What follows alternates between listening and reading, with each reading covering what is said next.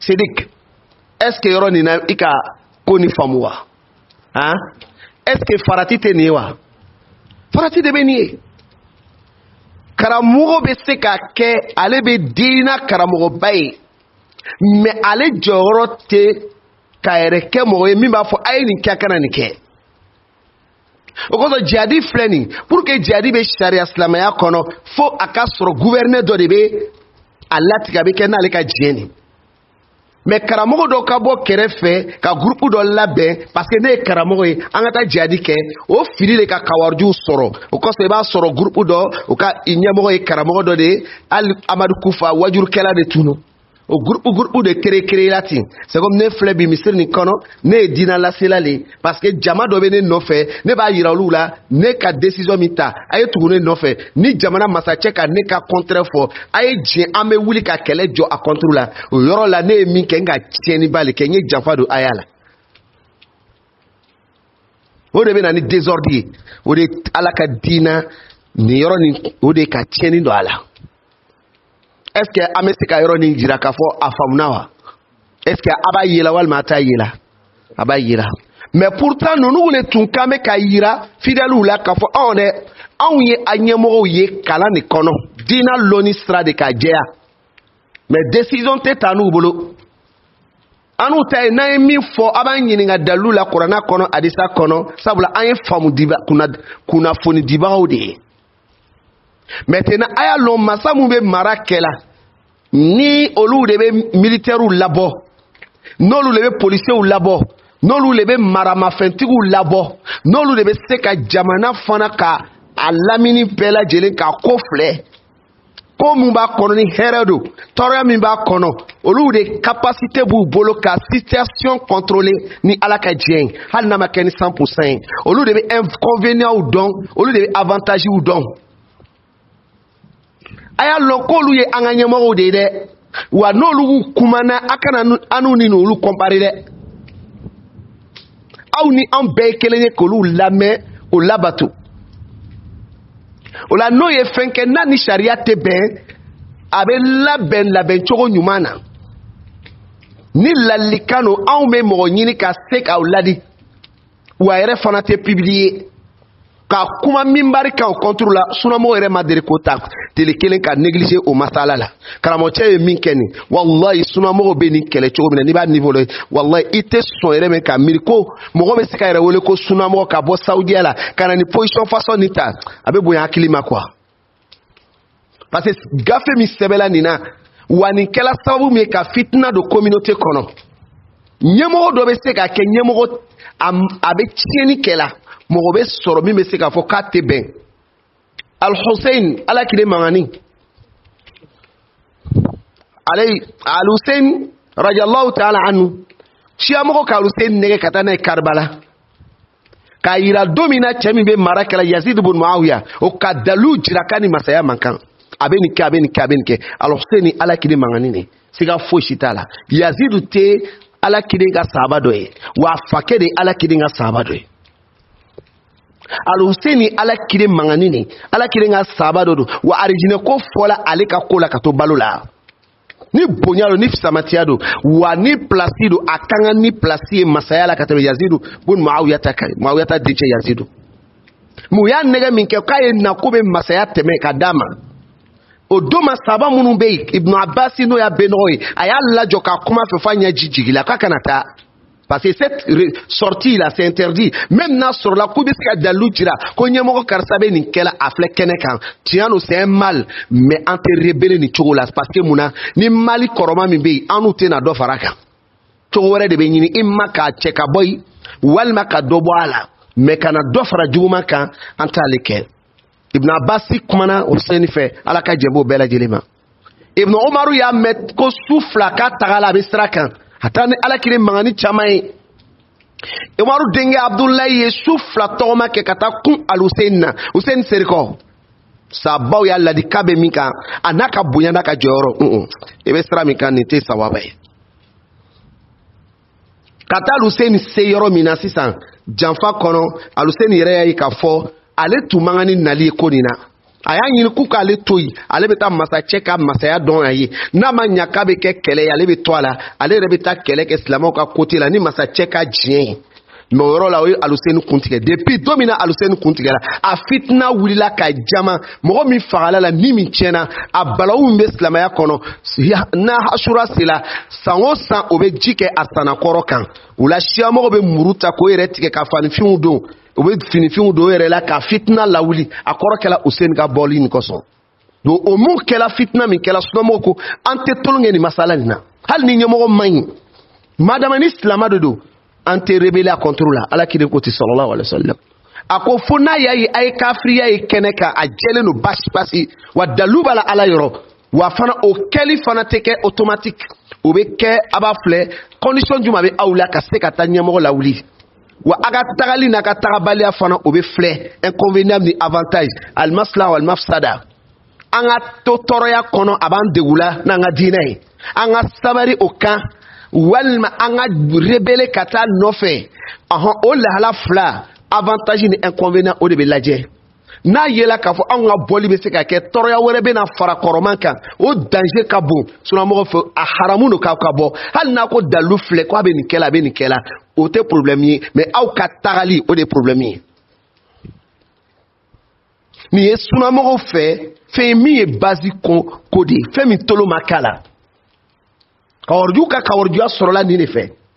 o yɔrɔnin kelen na sisan min bɛ taa kɛ ɲɛmɔgɔ min sisan ko silama tɛ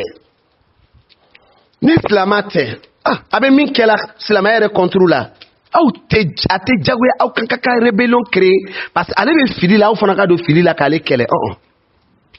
o kɔsɔn Cheikh Ali Ramli an ka karamɔgɔkɛ dɔ san dɔ la maliyɛnw ye marche min organiser ka président gɛn ka bɔ fanga la ni imamu dɔ de fana tun b'o ɲɛmɔgɔya la n'a labanna ka kɛ min ye bi bɛɛ b'a dɔn résultat min bɔra la Cheikh Ali Ramli ko a ye message bila maliyɛnw ma a ko a bɛ masaw ka ko fɔla bi cogo min na komi a bɛ se ka critiquer k'a fɔ karisa bɛ nin kɛla a tɛ bɛn a ko aw ni anw tɛ débat kɛ o yɔrɔ la parce que ala kiri yɛrɛ ka information di ko masa suguya nin bɛ na na donc c'est pour dire qu'on était déjà informé mais aw ni anw cɛ différence bɛ yɔrɔ min na c'est-à-dire problème mun c'est-à-dire ka solution ɲini a la ala kiri ka sira min fɔ a k'o le bila marche tɛ bɛn o solution tɛ grève tɛ bɛn o solution tɛ kawarjuya tɛ bɛn o solution tɛ kalo minbari kan ka kuma ka défi lancer o solution tɛ ala kiri ko di sallallahu alaihi wasallam n'o y'a ɲini aw fɛ ka hakɛ minɛ aw la ala kiri ko a y'a di u ma k'a y'a ta ɲini ala fɛ o yɔrɔ la faamuya jumɛn bɛ o yɔrɔ la a y'a di olu ma olu b'a fɛ aw k'aw ka di u ma a y'a di u ma a y'a ta ɲini ala fɛ n'o faamuna est-ce que marche ni grève bɛ kɛ wa parce que a bɛna fɔ ko mais a ka n ka nafolo minɛ a ka nin kɛ an na ala kiden ko bɛna kɛ ala a y'a di u ma aw ta hakɛ ɲini yɔrɔ a y'o ɲini ala fɛ mɔgɔ min b'a ka hakɛ ɲini ala fɛ o bɛ marche kɛ di o bɛ grève kɛ di k'a wuli ka marche kɛ cɛ ni muso bɛ ɲagami mɔgɔw bɛ faga masacɛ tɔ bɛ dimi wa cɛnikɛla minnu bɛ masaya kɛrɛfɛ olu bɛ profiter ka don a la a cɛni ka bon ka tɛmɛ a hɛrɛ kan donc o marche ni haramuyali o basi ba filɛ ni ala kelen ka disa nin ka karamɔgɔkɛ ko problème min a bɛna fɔ kɛ an tɛ ɲɔgɔn sɔsɔ mais ala kelen ka solution min di fa y'o tɛmɛ o de kan sallallahu alaihi wasallam donc kuma lasurunya bolo ma cɛkɔrɔba an b'a la deli ala ka diinɛ ni faamuya vraiment ka sabati an na k'an keleya k'an kɛ a lasebaga ye ka mɔgɔw dɛmɛ donc à la base o ka sira bila o le ka to sisan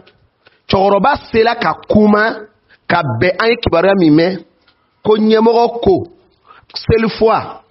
jama bɛ bɔ ka siradaw ta jama bɛ bɔ ka bɔ kɛnɛma yɔrɔ mun na k'a ka jira k'a fɔ ko ka o yɔrɔ ye k'o to yen bon an yɛrɛ ka min lamɛn o yɛrɛ ma kɛ faamu ye faamu min b'a jira ko a ka mɔgɔw bali seli de la a bɛ se ka kɛ masala min cɛsirili masala don ka bɛn ko dɔ de bɛ sen kan an bɛ fa ka ko dɔ ɲɛbɔri silamɛya kɔnɔ baara bɛ kɛ o o ni an bɛ silamɛya yɛrɛ kɛlɛla c'est très grand différent o lɔnni tun kan bɛ ka sɔrɔ karamɔgɔcɛ nin na an bɛna weleli kɛ 30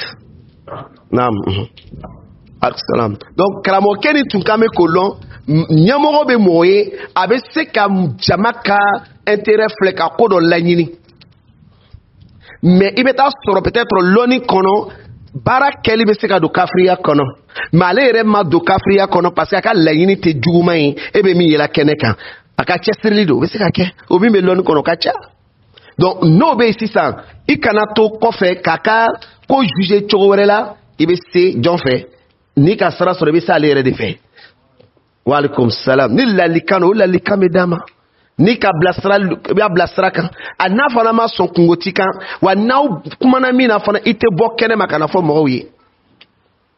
o la an yɛrɛ ka kutuba senfɛ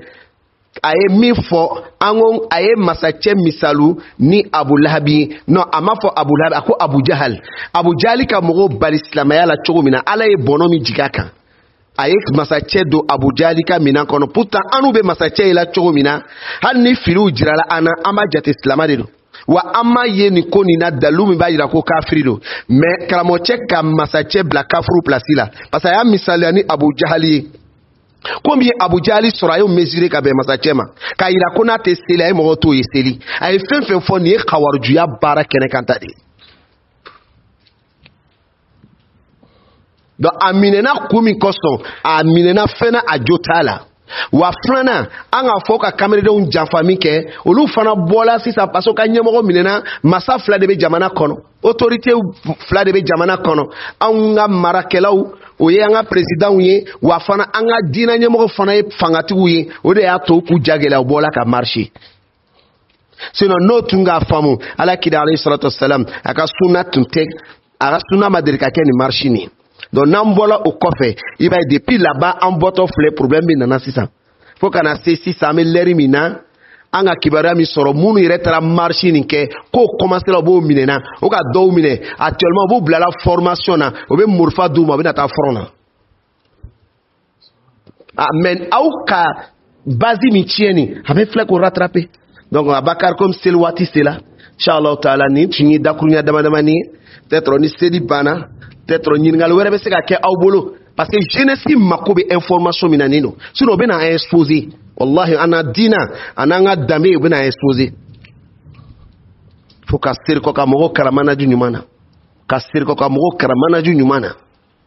ka ikwaniya bɔ a la ka bɔ fikira nɔgɔnɔgɔli nin ta ka bɔ diina sanfɛ c'est à dire diina kɔnɔ quoi ala deli ala k'an kunnadiya ala ka waati wɛrɛ bila an si kɔnɔ donc ni ala sɔnna ni seli banna ni ɲininkali bɛ an bɛ se ka ɲɔgɔn ɲininka barakallahu ta'ala fiikum. Alhamdulillah nin tun ye kumakan damadamani ye ka bɛn an balimakɛ ka question ma donc k'a jira k'a fɔ docteur Kindo a bɔla bɔsira min fɛ khawariju ka sira don wa a y'a mɔgɔw fana tugula nɔfɛ fana ni o sira kelen de bon o ka bɔli kɔfɛ siga t'a la a kɛla tɔɔrɔya min ye o ka bon ka kɔn yanni o ka bɔ ka bɛn fana masala min ma a tɛ se ka latigɛ ko karamɔgɔcɛ kafiriya la an ka lɔnni kɔnɔ min bɛ taa kɛ k'a fɔ k'i bɛna danga don masacɛ kama ka masacɛ ni mɔgɔ suma mun ye Abu Jahali ye bɔnɔ min jigila Abu Jahali kɔnɔ ka masacɛ suma ni mɔgɔ ye mɔgɔ min bɔnɔ bɛna jigin a tigilamɔgɔ kan donc o yɔrɔ la nin bɛɛ lajɛlen ye khawariju ka baara de ye khawariju de bɛ se ka masala dɔ ye masacɛ ka ko dɔ traiter ni masala nin bɛ se ka taga kɔrɔ caman jira o la o kiti ninnu khawariju bɛ don o kɔnɔ ka mɔgɔ la kafiriya bon normalement an ka ye k'a fɔ baara kɛcogo a ma ɲɛ sira si fɛ a ma ɲɛ sira si de fɛ an bɛ min ɲini karamɔgɔw fɛ mun taara kalan kɛ n'ala y'u garijɛgɛ dɔɔni na u taara Saudiya la ka taa karamɔgɔ ɲumanw lamɛn n'u serikɔla i na hinɛ kamaledenw na k'a jira k'a fɔ olu ye karamɔgɔ de ye surtout jamana min n'an sigilen don a kɔnɔ o y'a lɔn k'a fɔ ko an n'u ye karamɔgɔw de ya anw ye karamɔgɔ de an tɛ masa ye fanga t'an bolo k'an bɛ ko dɔ imposer jamana nin kɔnɔ wa fana ni jamana taara kɛ ko a sariya tɛ kɛ silamɛya sariya kan e kɛla o jamana sigibaga i b'i yɛrɛ kɔrɔsi nin bɛɛ lajɛlen bɛ silamɛya sariya kɔnɔ a ye fɔ fɛn ma alimudaratu i b'o mudaratu kɛ jamana tɔgɔ kɔnɔ mudaratu ye mun ye o bɛ sariya dɔ de kan kafiriya don mais ne tɛ wuli k'a défend ko n bɛ kafiriya sabati ne fana tɛ fara o kan k'u ka kafiriya kɛ mais i b'a ye yɔrɔ bɛ yɔrɔ la mun ye n tɛ kuma wa fana ni occasion sɔrɔ don min na ni bɛ kuma n b'a don tɔgɔ filɛ nga kuma bi walma nga na kuma a here na toro ya mo koroshi parce que kuma do be se ka ke chuan do be afo ma foyoro la bina na ni toro ya mi tuma do be chaya ka teme here kan ni bela yele me suna mo fe me khawarju fa le te khawarju fe ma fo mi be bola yo bola islamate mo farati lengi o ko so farati dinat islamia dinai ni yoro ni fana kame ka jira kamere de una pour que angana ke dondo sagai o bina am faga gbanzanti kasoro amina kumi ka c'est-à-dire kumi kama bina am faga islamia sharia ama tema srafe wa yoro la ka jira ka fo o ka hina kamere de una o ina manhaju salafi kala mogola masa be mine chogomina joro mu bu bolo ngo alna solango kafirodo ni sigilemi jamana kono ibe mudaratu ke mudaratu ni mudahana tikele mudahana oye ka mogo ala sola ka faraka ka to ka nege ka ala so dia abolo ha karsabe min kala ya barani kai ala ifangasi ka soleba ko ala sosoldo me oni mudaratu ke mudaratu ye muyi ebe duguni kono fangatela ni ko ibi ni yere bo chogo dola ka ko do jira ingene nyumai me ni ko ba bange chogo dola ika lahala ko koson abese ka wolo fera be jugani eka ilayin ibe layini min ko no here ito soro bal ibe jugumane soro ka teme nyumanka donc ibe ni ko yi amandi wala ko so sabo tuma fo ka koroke wakati do ko koson tumi pression do la situation do kono o ko lu tumi yele c'est di nyekoro diani mo do wi ka nyekoro diani karsani fe kata soro du skumba tigla mo danga